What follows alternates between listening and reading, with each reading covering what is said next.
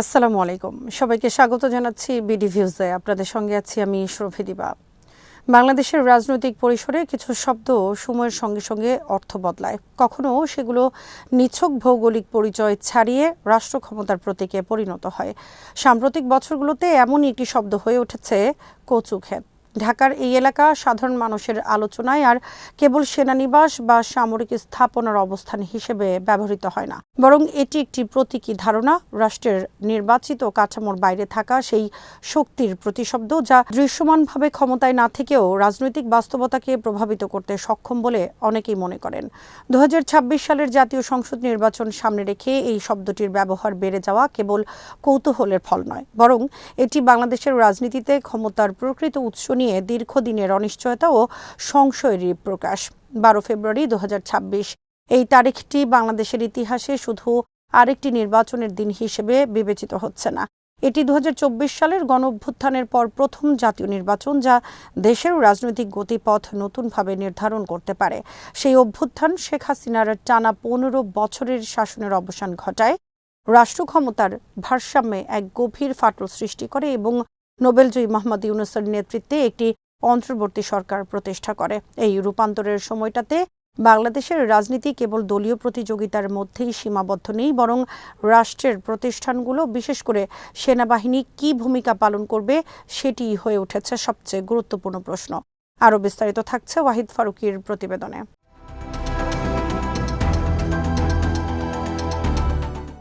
বাংলাদেশের ইতিহাসে সেনাবাহিনীর ভূমিকা নিয়ে সন্দেহ বা আলোচনা নতুন কিছু নয়। 1975 সালে বঙ্গবন্ধু শেখ মুজিবুর রহমান হত্যাকাণ্ডের পর থেকেই দেশের রাজনীতিতে সামরিক হস্তক্ষেপ একাধিকবার দৃশ্যমান হয়েছে।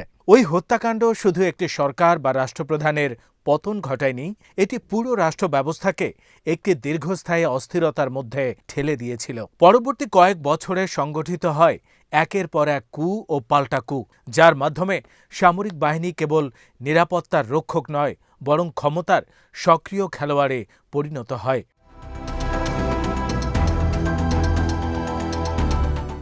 এই সময় থেকেই বাংলাদেশের রাজনীতিতে একটি ধারণা গেঁথে যায়, যে কোনো বড় রাজনৈতিক সংকটে শেষ পর্যন্ত তাকাতে হয় সেনাবাহিনীর দিকে।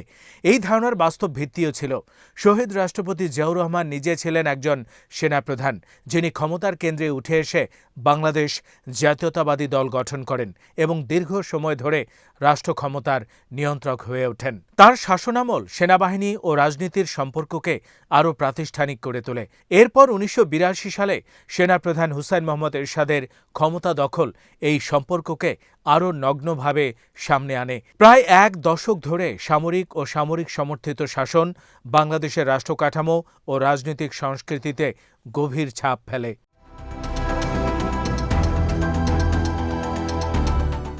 1990 সালের গণ আন্দোলনের মাধ্যমে এরশাদের পতন এবং 1991 সালে সংসদীয় গণতন্ত্রের প্রত্যাবর্তন অনেকের কাছে একটি নতুন অধ্যায়ের সূচনা বলে মনে হয়েছিল। সেই সময় ধারণা তৈরি হয় যে বাংলাদেশ বুঝি সামরিক শাসনের অধ্যায় চিরতরে পেছনে ফেলে এসেছে, কিন্তু বাস্তবতা ছিল আরও জটিল। সেনাবাহিনী সরাসরি ক্ষমতায় না থাকলেও রাষ্ট্র ক্ষমতায় সমীকরণ থেকে তারা পুরোপুরি সরে যায়নি, বরং তাদের ভূমিকা রূপান্তরিত হয়েছে। প্রকাশ্য ক্ষমতা দখলের বদলে তারা হয়ে উঠছে এক ধরনের নীরব কিন্তু প্রভাবশালী শক্তি।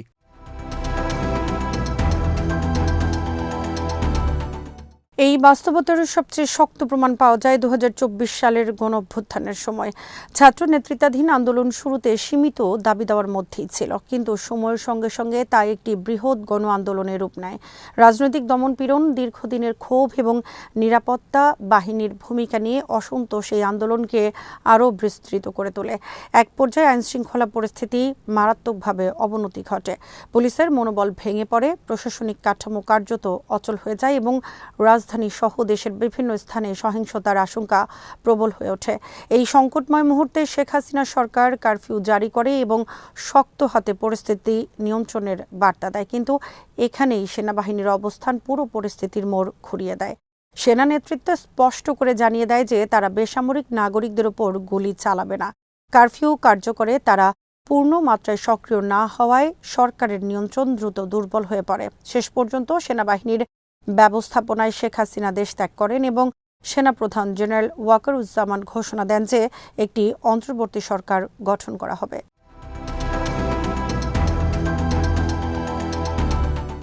এই ঘটনা প্রবাহ বাংলাদেশের রাজনীতিতে এক গভীর প্রশ্নের জন্ম দেয়। সেনাবাহিনী যদি চাইতো তবে কি তারা সরাসরি ক্ষমতা দখল করতে পারত না? অধিকাংশ বিশ্লেষকের মতে সেই সম্ভাবনা বাস্তব ছিল। রাষ্ট্রযন্ত্র তখন ভেঙে পড়ার মুখে, রাজনৈতিক নেতৃত্ব বিভক্ত ও দুর্বল, এবং আন্তর্জাতিক সম্প্রদায় পরিস্থিতি নিয়ে উদ্বিগ্ন ছিল। অতীতে এমন পরিস্থিতিতে বহু দেশে সামরিক বাহিনী সরাসরি ক্ষমতা দখল করেছে, কিন্তু বাংলাদেশে তা ঘটেনি। এই না ঘটার কারণ বিশ্লেষণ করলে বর্তমান সেনাবাহিনীর মানসিকতা ও স্বার্থের একটি স্পষ্ট চিত্র পাওয়া যায়।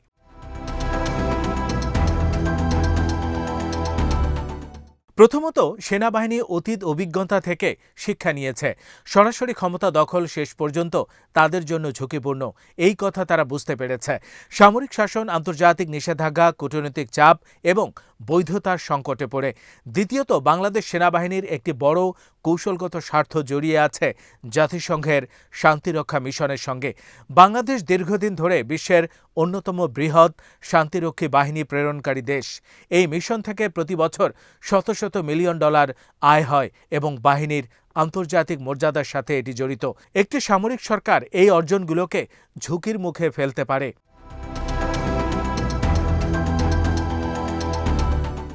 তৃতীয়ত, বর্তমান সেনাবাহিনী কেবল একটি যুদ্ধপ্রস্তুত বাহিনী নয়, এটি একটি বহুমাত্রিক, কর্পোরেট ও প্রাতিষ্ঠানিক শক্তিতে পরিণত হয়েছে। অবকাঠামোগত উন্নয়ন, বাণিজ্যিক প্রতিষ্ঠান, ব্যাংকিং, আবাসন প্রকল্প এবং রাষ্ট্রীয় নানা উন্নয়ন কর্মকাণ্ডে সেনাবাহিনীর সক্রিয় উপস্থিতি রয়েছে। এই বিস্তৃত সম্পৃক্ততা তাদের স্বার্থকে রাজনৈতিক স্থিতিশীলতার সঙ্গে গভীরভাবে যুক্ত করেছে। ফলে তারা এমন একটি পথ বেছে নিয়েছে যেখানে তারা সরাসরি ক্ষমতায় না গিয়েও রাষ্ট্রের রাজনৈতিক রূপান্তরকে নিজেদের মতো করে প্রভাবিত করতে পারে।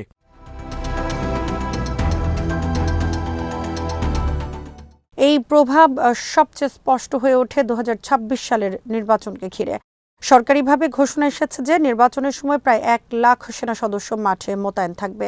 এমনকি নির্বাচন সংক্রান্ত বিধিমালায় সেনাবাহিনীকে আনুষ্ঠানিকভাবে আইনশৃঙ্খলা রক্ষাকারী বাহিনীর অংশ করার প্রস্তাবও উঠেছে।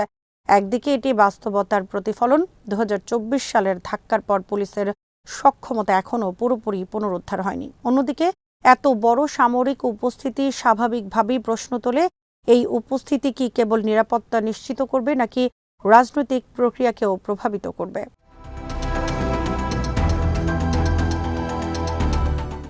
সেনাবাহিনীর ভেতরে ও বাইরে অনেকে দাবি করেছেন যে বাহিনী নিরপেক্ষ থাকতে চায়।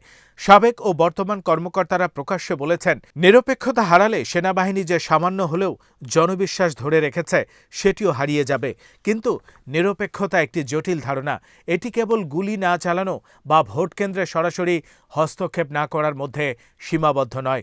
নিরপেক্ষতা মানে রাজনৈতিক সিদ্ধান্ত গ্রহণের প্রক্রিয়ার নীরব চাপ, সময়সীমা নির্ধারণ ও পরোক্ষ প্রভাব থেকেও বিরত থাকা।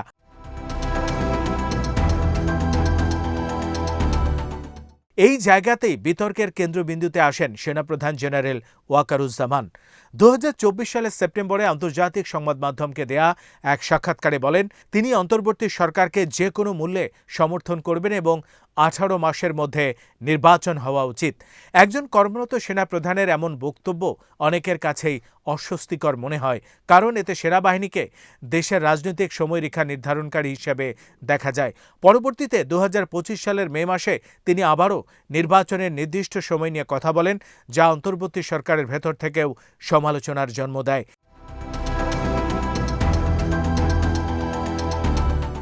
এই বক্তব্যগুলোতে কেউ কেউ সেনাবাহিনীর অযাচিত হস্তক্ষেপ হিসেবে দেখেন, আবার অন্যরা মনে করেন এটি মূলত একটি প্রাতিষ্ঠানিক উদ্বেগের বহিঃপ্রকাশ। সামরিক প্রতিষ্ঠান স্বভাবতই অনিশ্চয়তা পছন্দ করে না। তারা শৃঙ্খলা, সময়রেখা ও স্থিতিশীলতা চায়। কিন্তু গণতান্ত্রিক রাজনীতিতে অনিশ্চয়তা, দর কষাকষি ও বিলম্ব প্রায় অনিবার্য। এই দুই সংস্কৃতির সংঘর্ষই বর্তমান বিতর্ককে আরও তীব্র করে তুলেছে।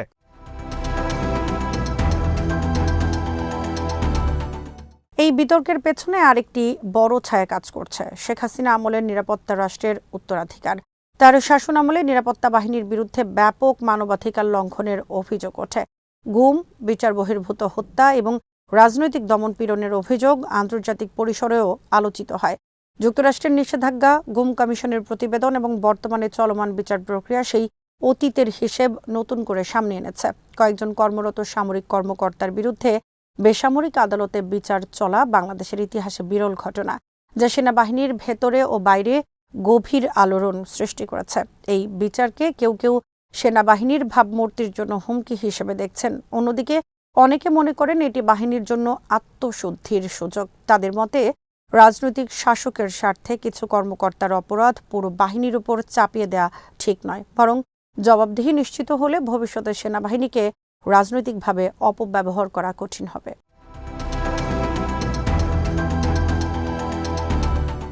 এইসব বাস্তবতার মাঝেই বাংলাদেশ এগিয়ে যাচ্ছে 2026 সালের নির্বাচনের দিকে।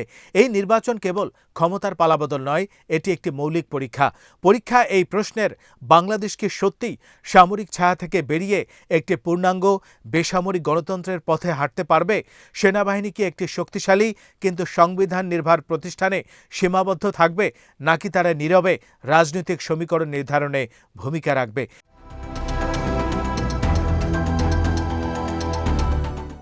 এই প্রশ্নের উত্তর শুধু সেনাবাহিনীর উপর নির্ভর করে না, বেসামরিক রাজনীতিবিদদের ভূমিকাও এখানে অত্যন্ত গুরুত্বপূর্ণ।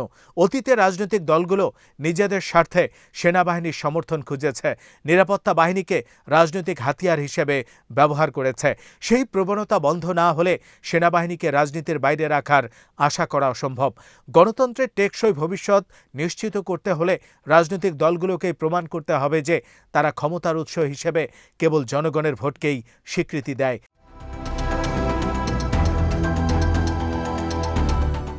শেষ পর্যন্ত প্রশ্নটি খুবই সরল, কিন্তু তার উত্তর গভীর এবং জটিল। বাংলাদেশে ক্ষমতার প্রকৃত উৎস আসলে কোথায় থাকবে? জনগণের ভোটে নাকি কচুক্ষেতের নীরব সম্মতিতে?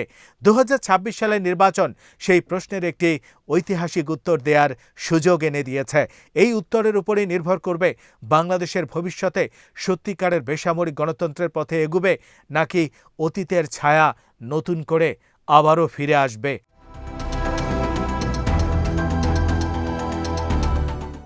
আজ এখানেই শেষ করছি। সবাই ভালো থাকুন, সুস্থ থাকুন আর দেখতে থাকুন বিডিভিউজ। চ্যানেলটি ভালো লাগলে সাবস্ক্রাইব করুন। সংযুক্ত থাকুন আমাদের ফেসবুক পেজে। আল্লাহ হাফেজ।